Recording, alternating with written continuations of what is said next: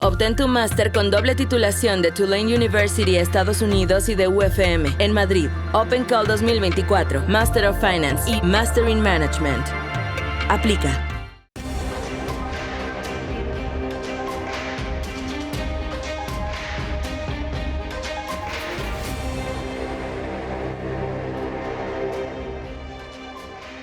Hola a todos y bienvenidos a Money and Markets.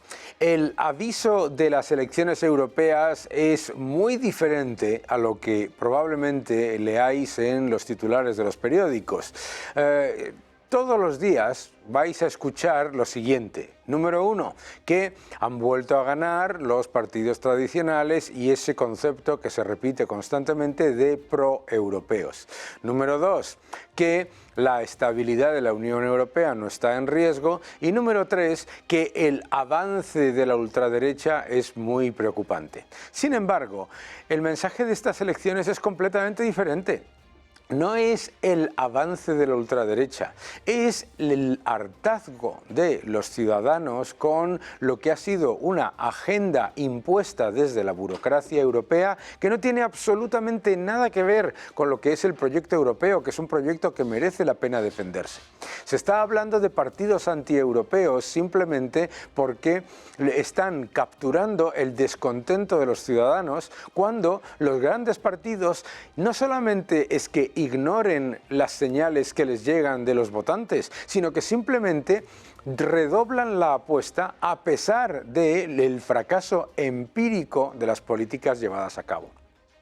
El gran mensaje de las elecciones europeas es un no rotundo a la utilización de la Agenda 2030 para imponer intervencionismo, dirigismo y políticas equivocadas. El verdadero mensaje de las elecciones europeas es un no rotundo a la imposición por parte de una burocracia extractiva y unos tecnócratas que no han sido elegidos de un modelo completamente equivocado y lo más importante, que es que ha fracasado. El gran problema de la Unión Europea es que tiene todos los ingredientes para ser una gran potencia económica de crecimiento, de libertad y de oportunidades. Y sin embargo, lo que nos hemos encontrado con esta imposición de un modelo equivocado, dirigista e intervencionista, ha sido que la Unión Europea se convierte en una máquina de generar estancamiento. La Unión Europea no está en estancamiento por la política monetaria, ya estaba en estancamiento cuando los tipos reales y nominales eran negativos. La Unión Europea no está en estancamiento por la guerra de Ucrania, etcétera, sino por una política equivocada que permea a muchos sectores. Número uno, el tecnológico. La Unión Europea no solamente no es que se haya perdido la batalla tecnológica, es que no se ha presentado a la carrera tecnológica. La Unión Europea desplaza inversión tecnológica fuera con una fiscalidad equivocada, con una burocracia equivocada.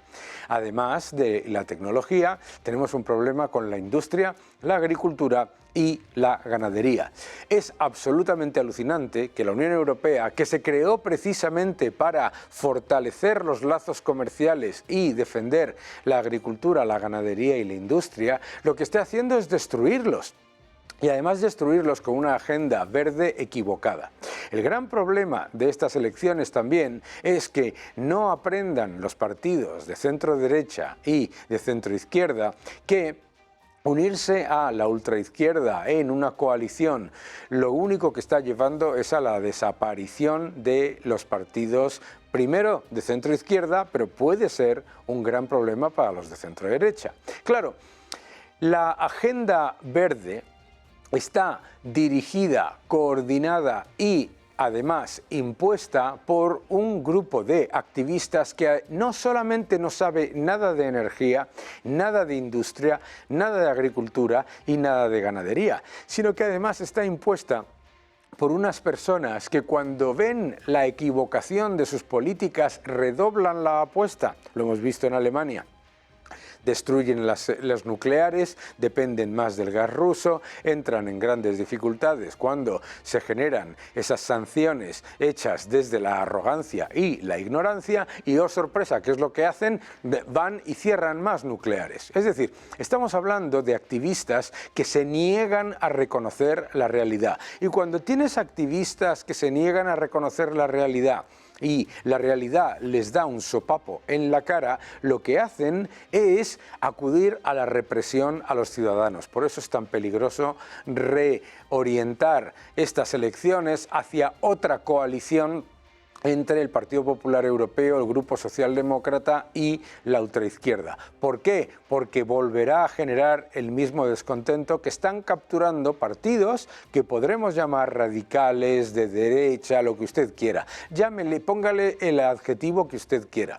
Lo que están es capturando el descontento real de los ciudadanos, descontentos con una política de inmigración completamente equivocada. Todos los países del mundo, Estados Unidos, China, tienen política de inmigración. El único agente económico del nivel de la Unión Europea que tiene esta especie de locura con la inmigración ilegal es la Unión Europea. Es que es absolutamente increíble que se tenga que debatir sobre tomar medidas contra la inmigración ilegal. ¿Se imaginan ustedes entrar en un debate sobre las políticas o sobre las actividades ilegales de cualquier otra persona? La inmigración ilegal se debe luchar contra ella. Bien. El tema de la inmigración ilegal, el tema de la energía, una política energética miope que hace que las industrias europeas paguen más de un 80% más por la electricidad que las norteamericanas. Una política industrial miope que hace que las industrias no solamente no vengan a Europa, sino que se vayan. Y una política agrícola y ganadera que está haciendo que lo más granado, lo más fértil, lo más eficiente de nuestro tejido productivo, el sector primario, esté sufriendo como nunca. Por lo tanto, el mensaje es muy claro, se puede cambiar, hay que cambiar, pero hay que cambiar escuchando a los ciudadanos, no escuchando a los activistas que siempre acuden a la represión para imponer sus ideas contra viento y marea. Que no te engañen.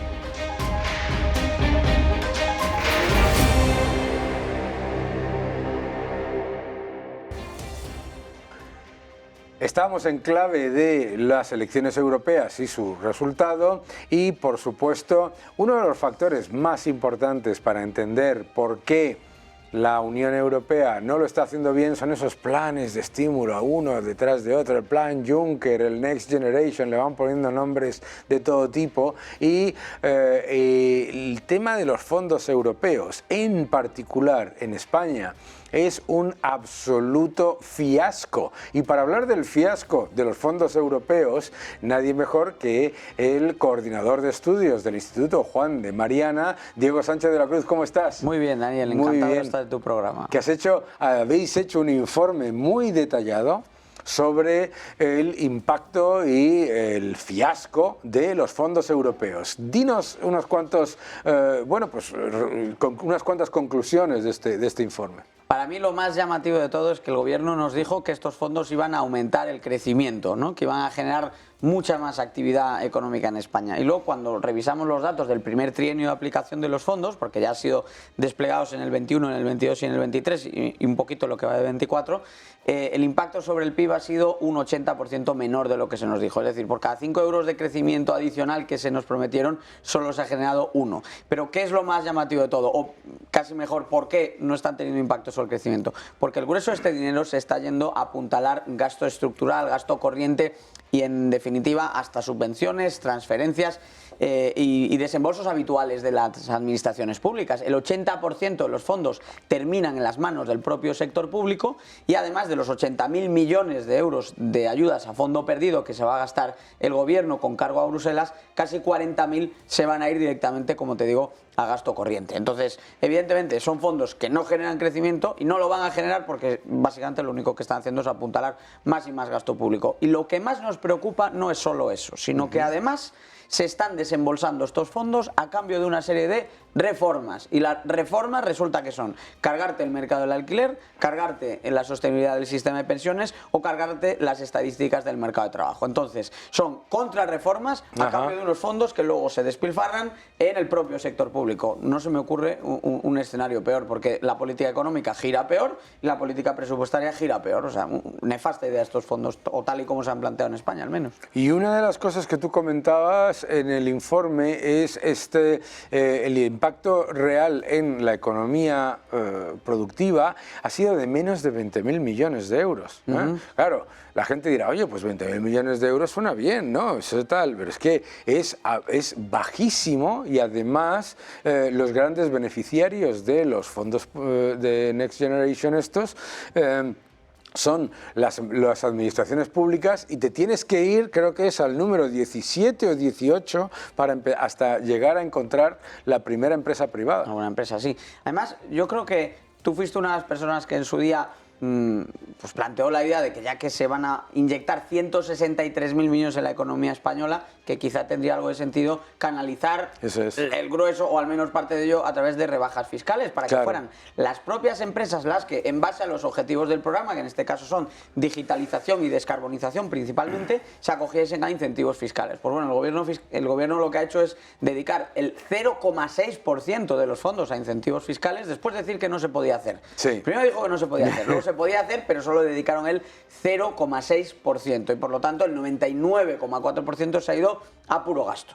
Ahora, de esa paleta de 163.000 millones, como tú bien dices, solo hay 20.000 millones que se han ejecutado realmente. Porque aquí hay mucha propaganda. Estos fondos se han presentado 9 veces. Ha habido 9 actos institucionales presentando el despliegue original. Y desde entonces los ministros pues, se pasean por todos los actos hablándonos de cómo van a velocidad de crucero, que decía Nadia Calviño en su día. Bueno, pues la velocidad de crucero es que de 163.000 solo se han ejecutado 20.000 y que de esos 20.000, como estamos diciendo, 8 de cada 10 euros se quedan en la propia administración pública. Entonces, da igual por dónde lo cojas, la verdad es que el informe es un informe sobre el impacto de los fondos europeos, pero el titular que le hemos puesto en el Instituto Juan de Mariana es el fiasco de los fondos europeos, porque es que no hay otra manera de definirlo.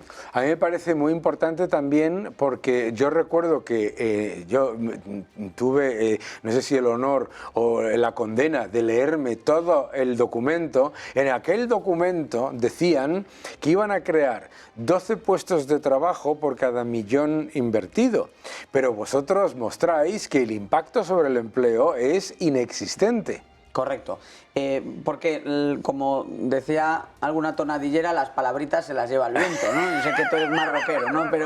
Pero al final una cosa es el plan, que bueno, tiene un nombre muy rimbombante, Plan Nacional de Recuperación, Transformación y Resiliencia, 9 actos de presentación, etcétera, lo que estamos comentando bien. A la hora de la verdad, ¿qué ponía en esos papeles que nosotros nos leímos, nuestros espectadores, pero bueno, la mayoría de los españoles no? Pues de lo que se hablaba es de generar 900.000 empleos adicionales, ¿no? Por encima de lo que sería el ritmo general de creación de empleo. Entonces, lo primero que tenemos que hacer es filtrar las estadísticas de paro para poder interpretar las cosas, porque desde que se anuncian estos fondos hasta hoy hay entre medias una contrarreforma laboral que lo que ha hecho es distorsionar la estadística de empleo, clasificar a fijos, discontinuos, inactivos como ocupados, efectivos, etcétera. Entonces, primero hay que hacer un filtrado. Cuando terminamos el filtrado vemos que, por ejemplo, en 2023 no hubo creación efectiva de empleo. Entonces, claro, casa muy mal con la promesa de generar 900.000 empleos en 3 años, el hecho de que en el primer año de despliegue completo de los fondos no se haya generado en términos efectivos ningún puesto de trabajo adicional en España. Entonces, se promete empleo y el impacto sobre el crecimiento es 5 veces mejor de lo anunciado. Se promete crecimiento y el impacto es 5 veces menor de lo anunciado. Se promete empleo y el efecto es inexistente en términos efectivos. Entonces, ¿a qué le apuntamos? Quizá a que se ha animado la inversión privada. Pues los datos nos demuestran que la inversión está entre un 2 y un 3% por debajo de lo que estaba antes de desbloquearse estos fondos europeos. Inversión extranjera, quizás se va a animar a venir a España por aquello de que, bueno, hay este programa tan atractivo de fondos en funcionamiento. No, hay un 20% menos de inversión extranjera en España a lo largo del pasado ejercicio. Entonces, I+D, por ejemplo, I+D, estamos en el gasto I+D por cápita un 50% por debajo de la media en la Unión Europea. Entonces, no solo son unos fondos que en sí se están yendo a puro despilfarro, es que no tiran de la economía, no generan ni actividad, ni crecimiento, ni inversión, al revés, la deprimen. Claro, y cuando miramos los fondos europeos, además, tú has dicho algo que a mí me preocupa muchísimo. Aquí se han aprobado estos fondos europeos a cambio de unas reformas que han sido contrarreformas. Claro. Que han sido contrarreformas. Pero a mí, ¿qué pasa con la Unión Europea? ¿Dónde está la Unión Europea ante una evidencia como la que vosotros mostráis, ¿vale? Ante la evidencia de que esas contrarreformas son, bueno, negativas para la economía, etcétera, ¿dónde están? ¿Qué pasa? Bueno, parece que tienen visión de túnel, ¿no? En seguir ejecutando siempre las mismas políticas, ¿no? Y mencionabas el citado Plan Juncker, Eso fue una cosa que viene continuado ahora de estos fondos Next Generation. La política monetaria, ¿no? Por ejemplo, esta semana hemos conocido que la propia vicepresidenta del Banco Central, con buen criterio, el señor Luis de Guindos, informa de que efectivamente el panorama de la inflación no es en absoluto halagüeño. Sin embargo, su superior, Christine Lagarde, viene de aprobar una rebaja de tipos. Es decir, después, al mismo día que sube las expectativas de inflación. Entonces, hace tiempo que desde el punto de vista del inversor o del mero observador económico se ha vuelto muy difícil interpretar lo que está haciendo Bruselas, porque las señales apuntan en una dirección, las acciones avanzan en la dirección contraria, y así es muy difícil consolidar un tipo de política económica que funcione mínimamente. Claro. En el caso que nos ocupa es preocupante porque las 3 reformas estrella de los fondos europeos han sido desastrosas. Es decir, ley de la vivienda. Manda un papel a Bruselas que dice, oiga, esto es una ley de la vivienda, ¿no? Y Bruselas aparentemente le echa un vistazo y le da el visto bueno. Claro. Ok, ¿qué hay en la ley de la vivienda? La asfixia y el control de precios del mercado del alquiler. Seguridad social. La propia Bruselas emite en su informe sobre envejecimiento una evaluación demoledora de esa reforma y sin embargo le da el visto bueno y sigue desembolsando fondos europeos. O la contrarreforma laboral, que más que una reforma es una reclasificación estadística de puro maquillaje de parados, ¿no? Entonces, claro, en vez de reformas, son contrarreformas, le quita aún más el sentido a este programa. Porque normalmente la idea de estas grandes burocracias, que también es el caso de la Unión Europea, pero también lo ha sido el FMI en el pasado, es, bueno, te presto dinero para que hagas reformas que son dolorosas a corto plazo, para amortiguar el golpe y que, bueno, pues con un poquito de estímulo en la economía a corto plazo, en el medio y largo plazo ya recojas los frutos de esa política económica que estás implementando, que puede parecer dolorosa en el corto plazo. Bueno, es que aquí lo que tenemos es lo peor de los dos mundos. Exacto. Tenemos el despilfarro a corto plazo y los malos resultados que vamos a tener a medio y largo plazo y que tenemos en mercado laboral, vivienda, etc. Claro, porque mostrábamos antes un gráfico del Financial Times en el que decía pues que las economías del sur de Europa, Italia y España, lo están haciendo mejor que Alemania. Oye, que es que con la inyección de fondos Next Generation, que va incluida dentro del PIB, y el aumento de deuda, parece que queda muy bien y luego resulta que luego vienen los sustos, ¿no? Y luego cuando vienen los sustos la Unión Europea no reacciona. ¿Cómo ves tú, ya con la clave de las elecciones europeas y ya con los resultados encima de la mesa, primero tu análisis de cuál es, digamos, la gran clave de estas elecciones, y el número 2, cuál es, que si crees que podemos ver a menos a medio plazo algún tipo de cambio en este dirigismo que luego no termina por funcionar?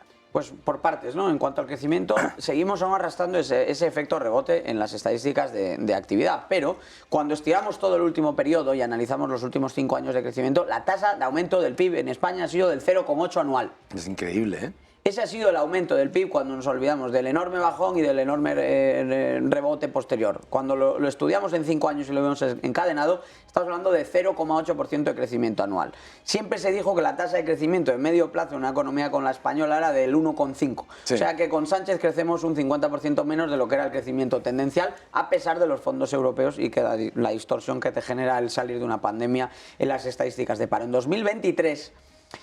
casi 2/3 del crecimiento se explica por el aumento de la deuda pública, que a su vez está inyectada por otro programa de estímulo, en este caso monetario, el del Banco Central Europeo. O sea que con los datos del PIB, mucho maquillaje y poco aumento real de la actividad. Por eso, y entronco con la interpretación política, por eso hay malestar y por eso hay mucha gente en la sociedad europea y española que no se siente del todo cómoda con el rumbo que siguen las cosas, porque efectivamente ellos comprueban que no están mejorando sus condiciones de vida y en muchos casos, y lamentablemente, tiran a opciones que se sitúan en los extremos, ¿no? Yo creo que Bruselas, en cualquier caso, no está escuchando, que no ha habido una reflexión seria de las élites europeas sobre por qué hay tanta contestación a cuestiones como la política migratoria, a cuestiones como el estancamiento económico, a cuestiones como la forma en la que se ejecuta o se canaliza la agenda en materia climática o de medio ambiente. Y en la medida en la que no se module, mejore, refinen esas respuestas políticas, el apoyo a las opciones que estén en el centro o en el centro derecha y centro izquierda puede ir menguando, especialmente por el flanco de la izquierda, como vemos, y el apoyo a otro tipo de opciones políticas va a ir creciendo. Y luego ya en clave española sí que es verdad que hay una clara mayoría social que está contra este gobierno, pero claro, en el Parlamento tenemos la aritmética de unas elecciones que por 4 diputados de diferencia nos dijeron lo contrario. Entonces hay sanchismo para, no sé si para rato, pero para algunos años más, y habrá que seguir explicando las consecuencias que eso tiene para la economía española. Y mientras tengamos informes como los que publicáis vosotros, pues tenemos más información y mejor en la que desmontáis esas cosas. Les recomiendo a todos los que nos están viendo que veáis el impuestómetro, que eso generó un daño, hay una urticaria entre los econolistas estos pagados por el gobierno, y el informe publicado, el fiasco de los fondos europeos. Vamos, yo creo que esto no es ni no lo debaten, yo creo que ni siquiera los que los defienden. Muchísimas gracias, Diego, por venir a este programa. Ya sabes que estás en tu casa y que te esperamos cuando publiques otro o cuando quieras, ¿eh? Claro, encantado, un gusto. Daniel. Gracias.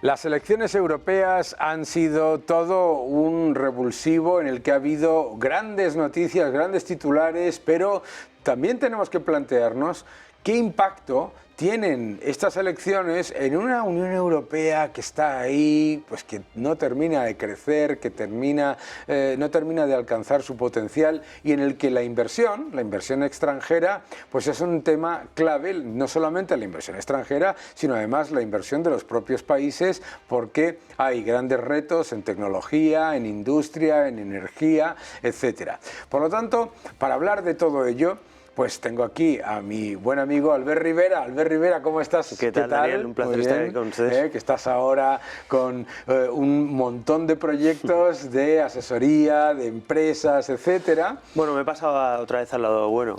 Que está en el lado correcto. Yo venía del sector privado, como sabes, estuve en la política 12 años, que es por lo que la mayoría de gente me conocerá, obviamente, pero desde hace casi 5 años que dejé la política, pues he vuelto al sector privado, he montado una consultora y ahora también me he metido en un club empresarial, un business club en Madrid, con lo cual todo lo que son inversiones y movimientos empresariales en Madrid, en España y España, Latinoamérica, pues es algo que ahora me toca muy de cerca, ¿no? Qué bueno. Cuéntame ese club empresarial, ¿cómo se llama y qué es lo que hace? Bueno, lo primero es que yo creo que Madrid se ha convertido en un foco de atracción, ¿no?, de inversiones.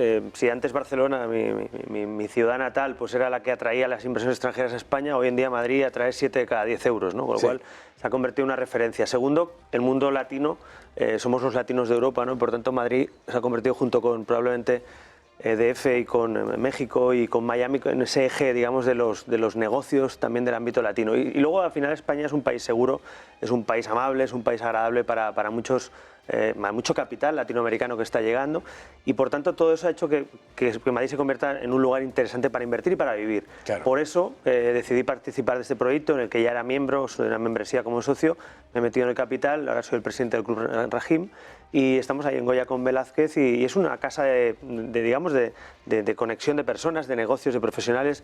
Hacemos eventos, hacemos rondas de inversión, preparamos presentaciones de libros, hacemos en definitiva eventos con las empresas que necesitan también su espacio en la sociedad civil, no más allá de la política. El mundo empresarial necesita también ese espacio, y es bonito ahí desde el Club Rahim pues colaborar en que surjan negocios entre ellos, ¿no? Muy bien. Oye, pues al Club Rahim hay que prestarle atención, porque a mí sí me preocupa en las elecciones europeas ha habido un cambio muy importante. En Francia ha sido la debacle de Macron, en Alemania la debacle de Scholz. Hemos analizado los datos y hemos visto, bueno, pues cómo los partidos tradicionales parece que pierden fuelle, la Unión Europea no crece, deja mucho que desear en cuanto a atracción de inversión, etcétera. ¿Qué es lo que tenemos que hacer?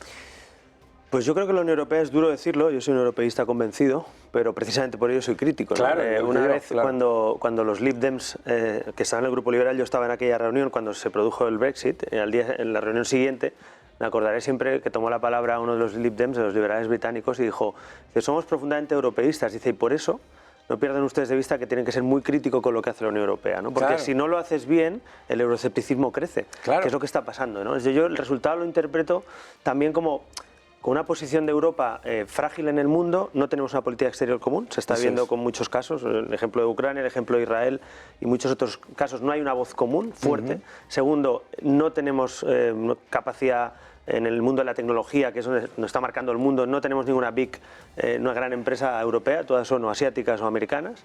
Y tercero, estamos en una debacle también en términos demográficos y sociológicos, es decir, Europa es la vieja Europa más que nunca, somos más viejos que nadie, tenemos menos hijos que nadie y estamos condenados, desgraciadamente, a jugar un papel secundario en los próximos años. Entonces, Asia va a ser el protagonista, el Pacífico va a ser el eje, como tú bien has explicado muchas veces, y yo creo que tenemos que espabilar, ¿no? Como se dice, este resultado europeo debería servir por lo menos para plantearse, oye, la Agenda 2030 tiene que ser 2030 o 2035 o 2040 o más flexible o menos exigente con nosotros mismos. Si China y Asia funcionan como un tiro y América aguanta, Europa, ¿qué papel está jugando? ¿Qué somos? ¿Los actores secundarios, los pagafantas, con perdón, de la fiesta? Entonces, yo creo que este resultado debería servir por lo menos para que no haya dogmas intocables, ¿no?, en Europa, y que Europa sea más flexible, más competitiva. Oye, yo estoy a favor de defender el medio ambiente y a la par estoy a favor del crecimiento económico, por supuesto. Entonces eso es compatible, lo están demostrando otros países. Entonces no me parece que debamos ser los campeones del fair play, pero los perdedores de la globalización, ¿no? Entonces yo creo que debemos volver a jugar ese partido, pero bueno, ese resultado, por lo menos creo, ese mapa que vemos ahí, ha crecido mucho la derecha más dura, ha ganado la derecha. Vamos a ver si hay cambios de verdad, si hay una autocrítica por parte de Europa y miramos un poquito más por nuestras empresas y por ser más competitivos, ¿no? Yo creo que esa es la clave, ¿no? Yo creo que tú lo has dicho muy bien. O sea, la Unión Europea tiene todos los ingredientes para ser un centro mundial de atracción de inversión, de libertad, etcétera, y con este dogma impuesto, que además... Autoimpuesto, además, ¿no?, de alguna manera. Autoimpuesto, además, por parte de una minoría burocrática muy específica, pero sobre todo el que se considere que se es antieuropeo por criticarlo, sobre todo ante la evidencia del fracaso. Claro. Yo creo que eso es importante. Es que la paradoja de todo esto es que hemos puesto unas reglas de juego mundiales en las que los ganadores son otros. Claro. Entonces, Estados Unidos, pues, de alguna manera, tiene un país mucho más flexible, con una fortaleza económica mayor, con una tradición económica mucho más liberal, pero Europa, paradójicamente, siendo una sociedad de bienestar y una sociedad de libertad, pues se está convirtiendo en uno de nuestros problemas, ¿no?, esa falta de flexibilidad. Entonces, yo espero que rectifiquemos, repito, desde el europeísmo convencido de que Europa es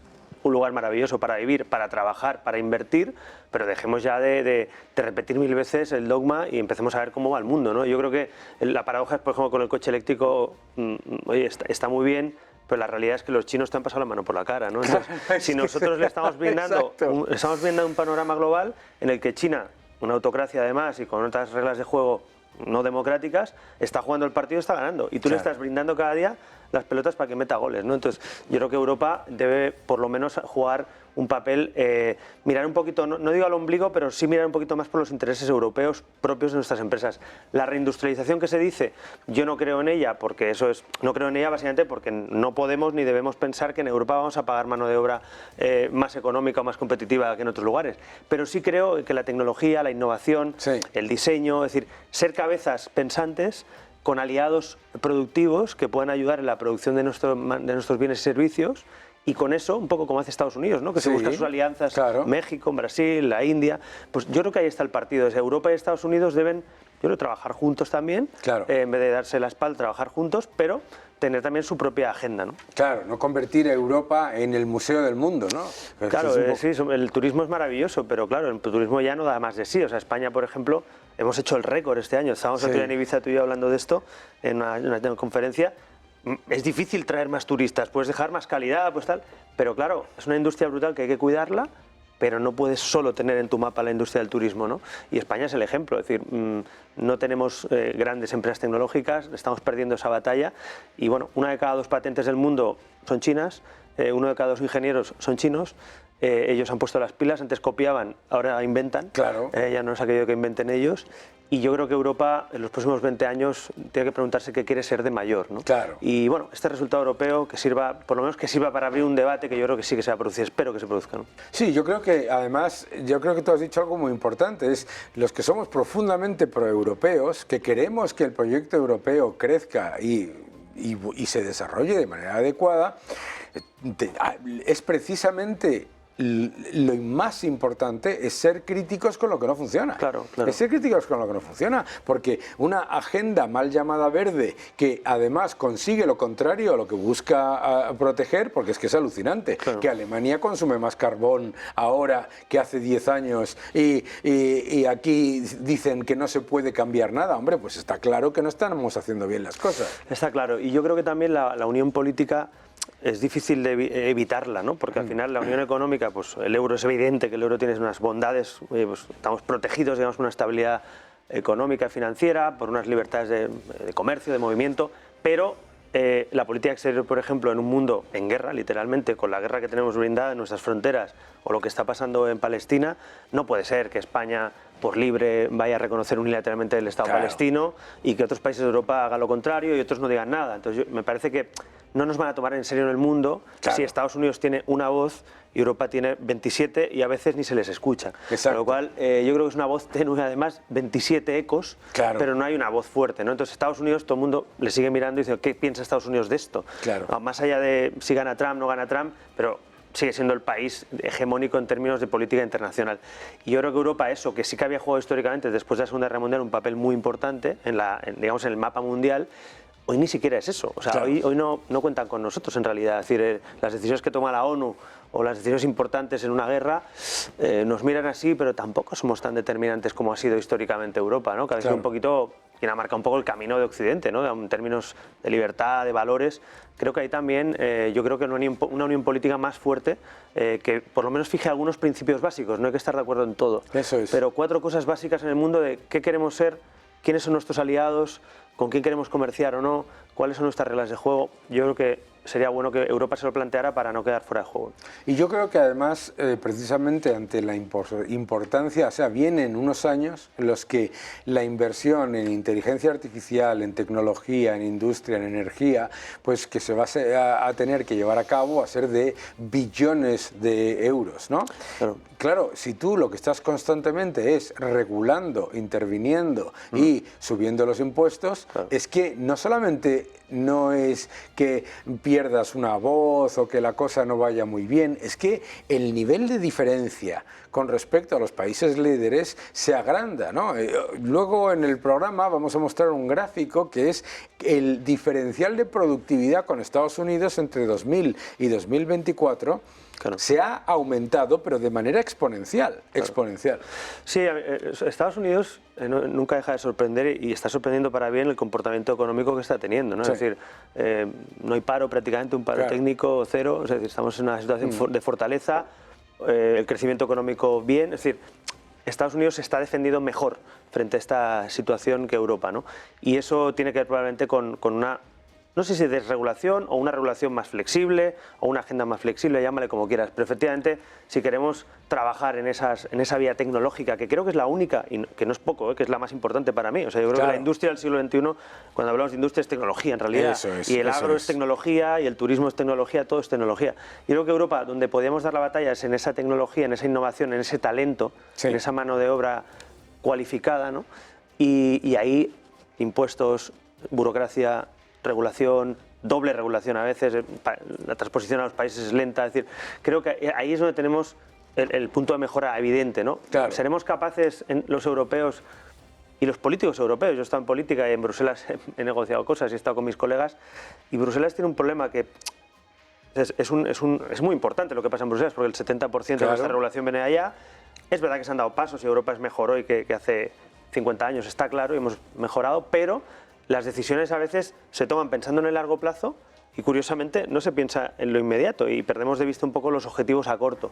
Y en Europa se piensa, no, de aquí 20 años, de aquí 30, ya, pero es que la batalla hoy en 5 años estás fuera. Claro. Con lo cual yo creo que Europa, los políticos europeos deberían recapacitar y decir, oiga, igual hay que cambiar esto, igual hay que cambiar lo otro, igual nos hemos equivocado, no pasa nada. Yo creo que la sociedad europea agradeceríamos que la política europea hiciera un plan estratégico, ¿no? Digamos, en los próximos 10 años y dijera, oye, vamos a modificar el rumbo un poquito por aquí, vamos a invertir más en tecnología, vamos a ser un poquito más exigentes con los estados para que no carguen de impuestos y de burocracia a los ciudadanos y a las empresas. Un papel un poquito más motor, ¿no? Yo espero una Europa donde en vez de ser, como se llama, la troika, sea un poquito más motor también de lo que pasa en los Estados miembros, ¿no? Yo creo que es que al final lo bueno de un proyecto como la Unión Europea es sacar lo mejor de cada miembro. En vez de ir a un mínimo común denominador, que lo que nos lleva inevitablemente es a igualar a la baja, sacar lo mejor de cada miembro. Y tener un plan a largo plazo no significa planificar que esto es lo que tiene que pasar sí o sí y cualquier desviación es un error.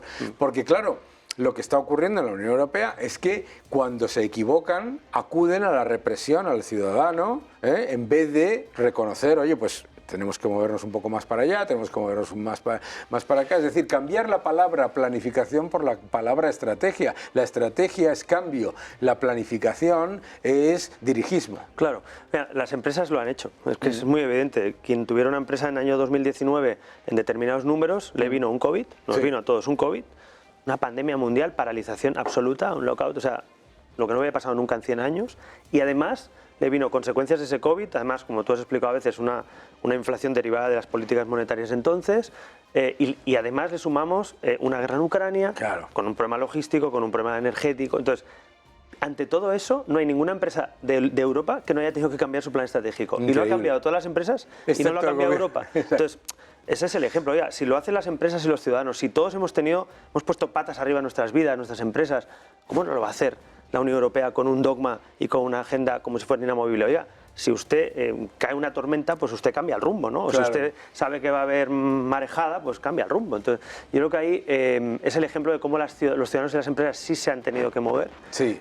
Y la política europea no ha sabido quizá reaccionar tan rápido. Y estos resultados yo los leo como cierta reacción, ¿no? De la parte probablemente un giro a la derecha, de la derecha más antipolítica, más crítica, que bueno, hay que verlo también como un toque de atención, pero probablemente tiene que ver con, nos hemos movido todos, nos hemos apretado el cinturón, hemos sobrevivido una pandemia, una guerra en nuestras fronteras. Oiga, ustedes también tienen que rectificar, ¿no? Entonces, eso es la lectura que espero que se haga. En el análisis de esa diferencia entre los estados y las empresas, hay un dato que a mí me parece que es espectacular, ¿no? En un estudio de McKinsey que publicaba Bloomberg, las empresas europeas en competitividad aparecen entre las mejores. Las grandes empresas, sobre todo a partir del tamaño mediano, en competitividad con respecto a Estados Unidos, pues están entre bien y muy bien, ¿vale? Eso es muy importante y eso ha demostrado esa capacidad de adaptabilidad de las empresas. Pero el inmovilismo de los estados ha llevado a que los gastos, entre comillas, extraordinarios del año del COVID se han consolidado y se han anualizado. Han llevado a que se acuda constantemente al bolsillo del ciudadano para cubrir unos desequilibrios fiscales que encima luego no se cubren. Bueno, yo creo que es la gran reforma pendiente, y hablo de España en particular y Europa también, porque al final se parece mucho en algunas cosas, nos parecemos mucho los europeos en esas estructuras de Estado, pero España en particular, la gran reforma pendiente para mí es la administración pública y el Estado. Es decir, ¿por qué Estados Unidos reacciona mucho más ágil, más allá de su historia y de otras condiciones? Pero uno de los motivos por que Estados Unidos reacciona más ágilmente a una crisis es, bueno, primero porque tiene unidad de acción. Aquí somos 17 comunidades y a veces mal avenidos y con problemas territoriales, pero además de eso tienen una agilidad tremenda económica, tienen menos menos carga en el presupuesto público, Claro. con lo cual tiene una forma de vida en la que la gente libremente, con libertad y con responsabilidad, Claro. ganan más, pero se financian parte de sus Claro. servicios, de sus gastos, y ese gasto público, en vez de estar en las arcas del Estado recaudadas y en el presupuesto público, está en el bolsillo de los ciudadanos y se organizan, ¿no? Hay cosas que me gustan más de Europa y otras que me gustan más de Estados Unidos, pero desde luego me gusta más esa facilidad de adaptarse. Si tú tienes, en España tenemos un sistema de pensiones quebrado, que Sí, es eso es un hecho. una estafa piramidal no reconocida, pero es decir, Totalmente. que la gente piense, los que nos están viendo, que ponemos un dinero que nos va a ir a nosotros, eso no es verdad. O sea, estamos pagando las pensiones de ahora, no las que nos vendrán luego, que igual no tenemos. El sistema de pensiones quebrado y cargando el presupuesto público. Una sanidad que es maravillosa, es una de las joyas de la corona, pero que también tiene que ir a aligerar parte de sus costes y estructuras con colaboración público-privada, con tecnología, con telemedicina, la educación. Es decir, tenemos subsidio de paro, que en España tú puedes estar en el paro y aunque no encuentres trabajo o no aceptes un trabajo, tú cobras el paro. Claro. Súmale las pensiones también autonómicas y subsidios, con lo cual tienes una estructura que si tú eres presidente de gobierno o autonómico o de gobierno nacional, te diría tranquilamente que el 70-80% de tu presupuesto está comprometido. Totalmente. O sea, no tienes flexibilidad para afrontar una crisis porque está todo comprometido con grandes partidas, algunas de ellas incluso obsoletas. Entonces, yo creo que esa estructura europea de bienestar, paradójicamente, nos lastra nuestro movimiento. Sí. Por lo cual, yo creo que habría que flexibilizar en la colaboración público-privada, que Claro. habría que incidir en, por lo menos, no seguir contratando más funcionarios en algunos lugares que son duplicidades o burocracia, sino poner los huevos en la cesta que nos den más competitividad.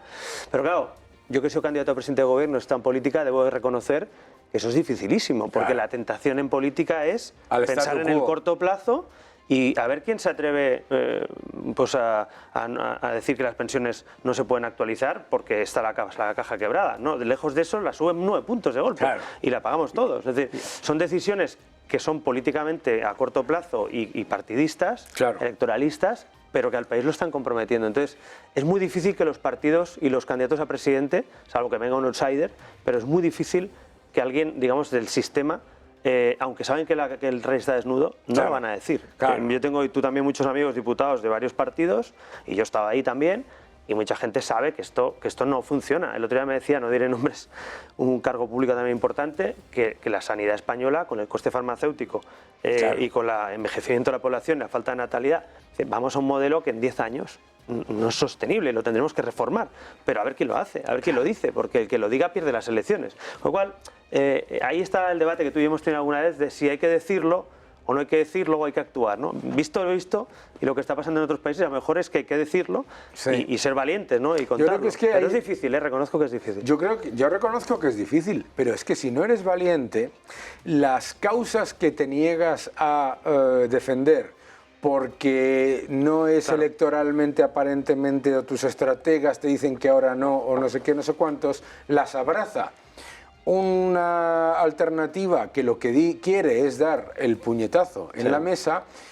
Y la gente al final dice, mira lo que ha ocurrido. O sea, estamos viendo las elecciones europeas aquí en España, pues fíjate, resulta que la gran sorpresa, Alvise Pérez, Alvise se sale Sí, sí. y saca tres Eurodiputado. eurodiputados, que es lo mismo que la coalición de Esquerra Republicana, Bildu, BNG y otros.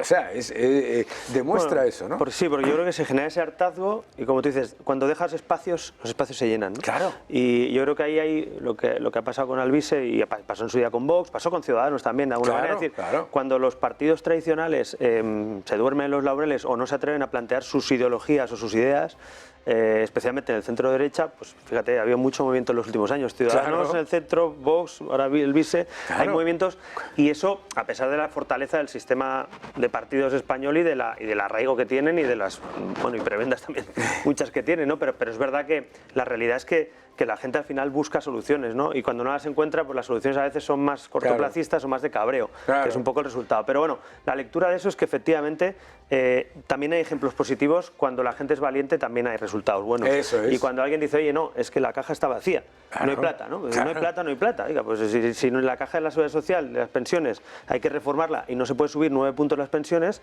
pues a lo mejor hay que decirlo. Sí. Y si se dice, pues la mitad igual te deja de votar, pero igual la otra mitad dice, hombre, este está diciendo la verdad, ya era hora, ¿no? Es decir, yo reconozco que yo que he estado en esa posición y intenté ser bastante valiente en esas cosas, luego también te caen buenas leches por serlo, pero entiendo que cuando estás en una estructura de partido, una candidatura, cuando empiezas a crecer, es complicado porque tus propios partidos, tus propios votantes, los medios... Empiezan a poner los frenos.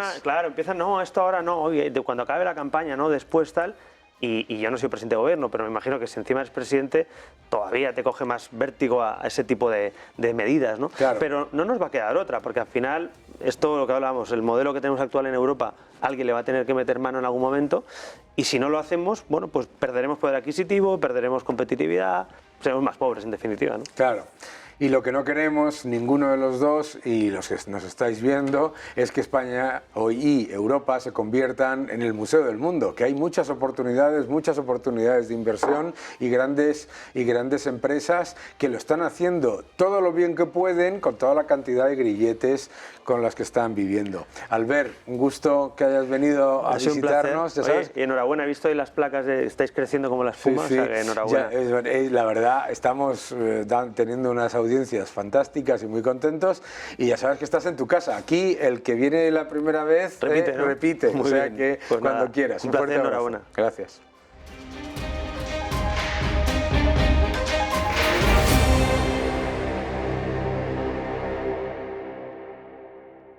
Vamos a ver uno de los vídeos que siempre nos manda José Ramón Riera, que merece la pena analizar porque, como siempre, nos presenta algunos datos que no son muy conocidos, pero que son muy importantes para la economía española.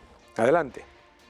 Buenos días, Daniel. Hoy para Monian Markets traigo algo que llevaba tiempo pensando en hacerlo, y más sobre todo porque varios empresarios me han comentado que tienen enormes dificultades para crear empleo, fundamentalmente por los costes sociales y las cargas sociales que tienen que pagar las pequeñas y medianas empresas.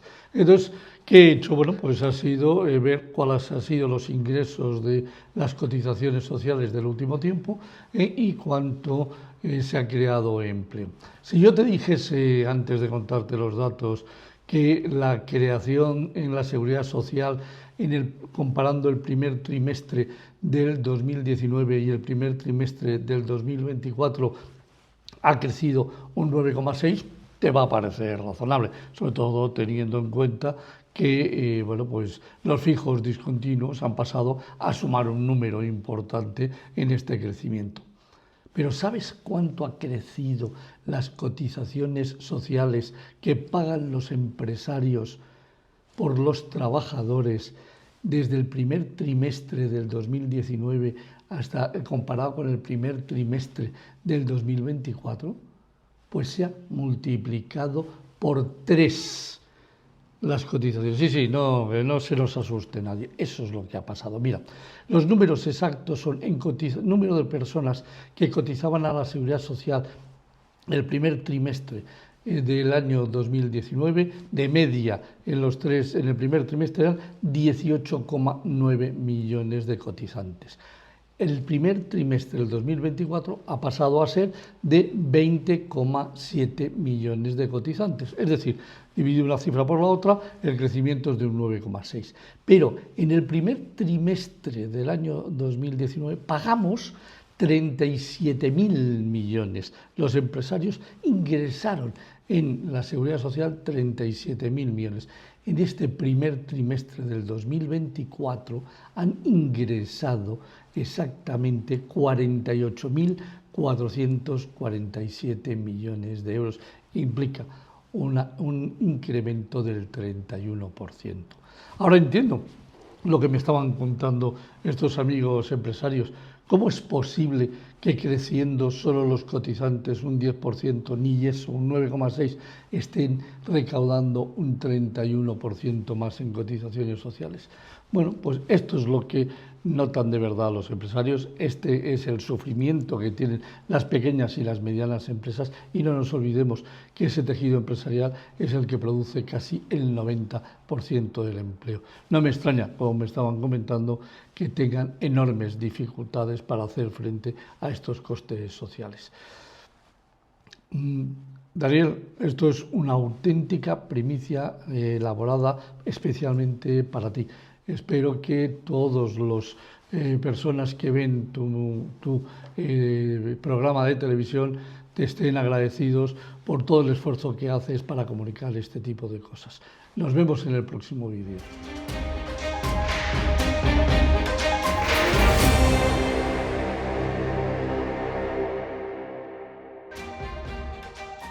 Estamos hablando en este programa sobre las elecciones europeas y el impacto que tiene el gran cambio que ha habido en los votos de los ciudadanos. Vamos a ver unos cuantos gráficos que nos explican por qué la Unión Europea está en estancamiento. Número uno, aquí vemos, cortesía del Financial Times, cómo nos dicen, los países del sur de Europa lo están haciendo mejor que Alemania. Ojo, que la Unión Europea está repitiendo los mismos errores de la crisis previa al 2011. Es decir, lo que está es dejando que algunos países se presenten como la gran alternativa de crecimiento tirando de deuda. Claro, ¿cómo no lo va a hacer mejor Italia y España que Alemania cuando Italia y España están aumentando la deuda con unos déficits absolutamente ridículos que lo que hacen es inflar el Producto Interior Bruto? Siempre le digo a todos ustedes, y se lo digo a mis alumnos, que ¿qué es mejor? ¿Un país que crece un 0,3% y reduce su deuda un 4%? ¿O un país que crece un 2% y aumenta su deuda pública un 5%? Pues yo lo tengo muy claro, el primero. Claro, entonces no es que los países del sur de Europa lo estén haciendo muy bien, es que los países de Europa están aumentando, los países del sur de Europa están aumentando masivamente sus desequilibrios. Y aquí hay una diferencia. En este gráfico podéis ver que Italia, España, Portugal y Grecia los ponen todos juntos. Oye, que Portugal y Grecia están haciendo sus deberes, que el problema de lo que estoy contando del aumento de deuda y del aumento de déficit viene primero de España y un poco menos de Italia. Vamos al siguiente gráfico que nos dice algo más sobre el estancamiento europeo. Primero, el Banco Central Europeo ha bajado los tipos de interés 25 puntos básicos el mismo día en el que sube las expectativas de inflación para el año 2024 y el año 2025. En este gráfico cortesía de Bloomberg nos explican algo alucinante, que es que el Banco Central Europeo ha bajado tipos en un entorno de inflación no persistente, sino acelerándose. Y esto es peligroso, ¿por qué? Porque el Banco Central Europeo está incumpliendo su mandato, y está incumpliendo su mandato en un entorno en el que se está empobreciendo a los ciudadanos de Europa. Luego se quejan sobre las supuestas, los aumentos de los votos radicales, etcétera, etcétera. Pero si es que esto es la receta del estancamiento. Vuelvo a repetir. La Unión Europea no está en estancamiento, la eurozona no está en estancamiento por casualidad o por la política monetaria. La Unión Europea ya estaba, y la eurozona ya estaba, en estancamiento con tipos nominales negativos. El Banco Central Europeo se equivoca bajando tipos, le está pasando a los ciudadanos más empobrecimiento vía inflación, más empeoramiento de las condiciones generales para los ciudadanos, cada uno de ellos, especialmente a las pequeñas y medianas empresas, y todo para que los estados irresponsables fiscalmente sigan financiándose a un tipo mucho más bajo de lo que indica su solvencia y su capacidad de pago. Vamos al siguiente gráfico que nos explica más sobre el problema de la Unión Europea. Esto es el destrozo de diferencial de productividad con respecto a Estados Unidos de la Unión Europea. Es que es difícil de entender cómo se puede llegar a este nivel de destrucción constante de la productividad, tanto en la parte que tiene que ver con la producción como lo que tiene que ver con el sector trabajo. Pero es que es alucinante. Según Bloomberg Economics hay un 18% de diferencia de productividad con Estados Unidos. Luego te dicen que ¿por qué es esto? ¿De dónde puede venir si se subvenciona la baja productividad y se penaliza la alta productividad? Sale esto. Vamos a ver el siguiente gráfico. En este siguiente gráfico lo que podemos ver es otro de los grandes problemas de la Unión Europea, los altísimos precios de la electricidad. Aquí veis la diferencia en este gráfico alemán, que os voy a traducir, la diferencia entre el precio de la electricidad de las industrias en los países como Italia, España, Alemania, de los más altos, como podéis ver en la parte derecha del gráfico, con respecto a los de la parte más baja, los que tienen la electricidad más baja, que son Estados Unidos, el que tiene más bajo, y después China, Es decir, lo que nos está mostrando es la pérdida de competitividad por una política energética absolutamente equivocada. Y esto es clave para entenderlo, porque es que en la Unión Europea los precios de la electricidad para la industria son superiores a los de Japón, son superiores a los de Turquía, son superiores a los de Canadá, son superiores a los de Corea del Sur, estamos hablando de grandes potencias industriales, son superiores a los de Estados Unidos y a los de China.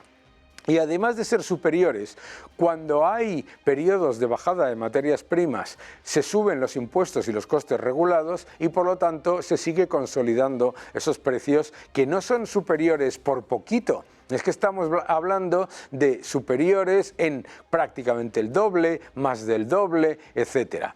Tremendo, ¿verdad? Vamos a ver otro gráfico que nos explica la debilidad de la Unión Europea. La tecnología.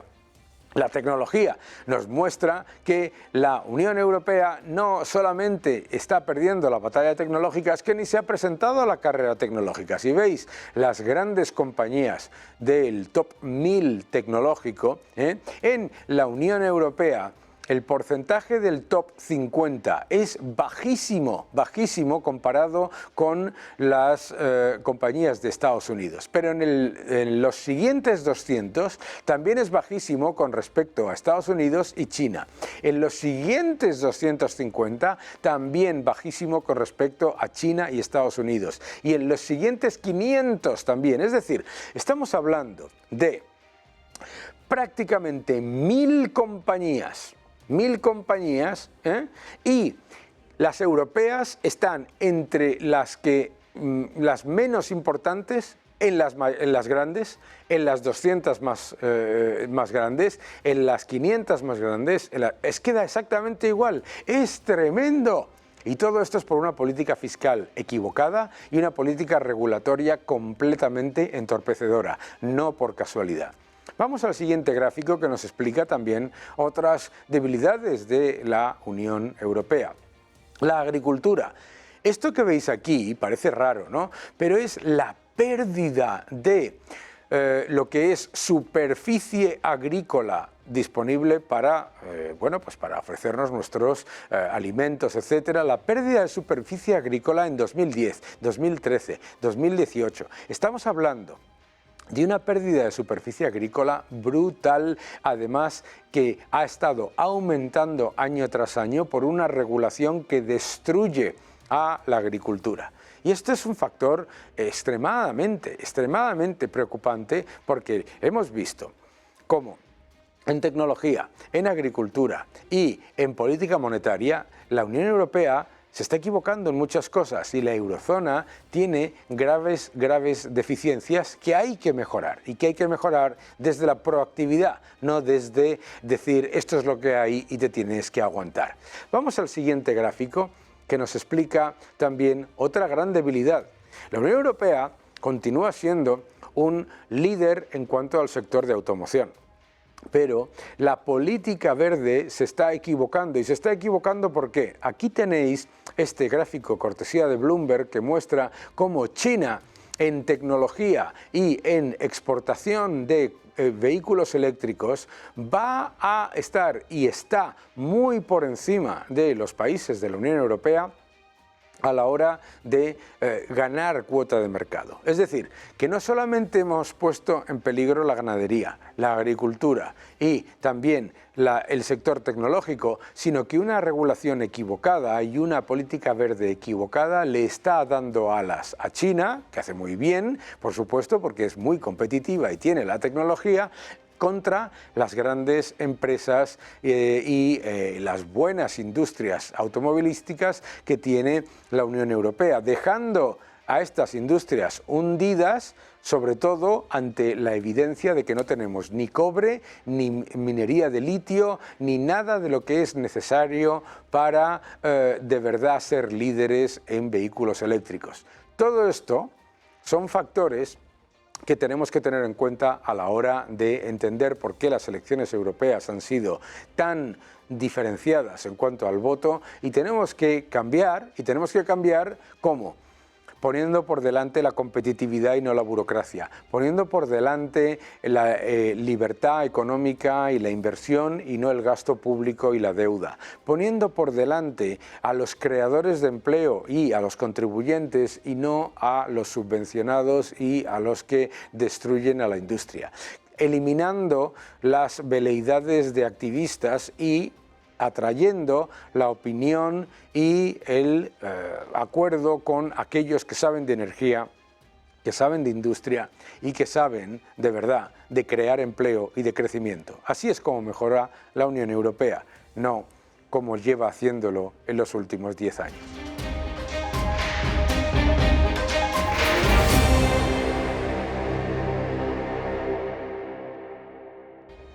Las elecciones europeas han sido un sopapo, un auténtico jarro de agua fría de realidad para todos aquellos que continúan con la intención de mantener un modelo intervencionista que encima no ha funcionado.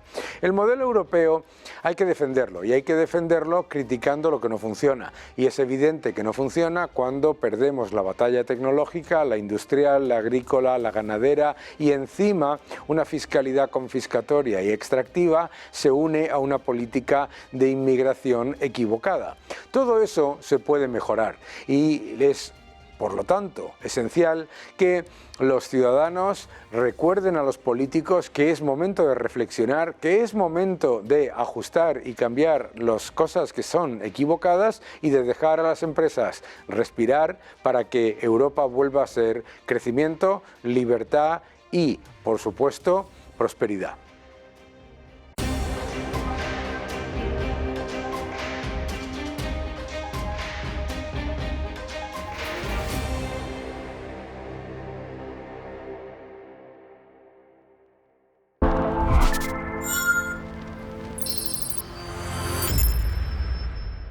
Obtén tu máster con doble titulación de Tulane University, Estados Unidos, y de UFM en Madrid. Open Call 2024, Master of Finance y Master in Management. Aplica.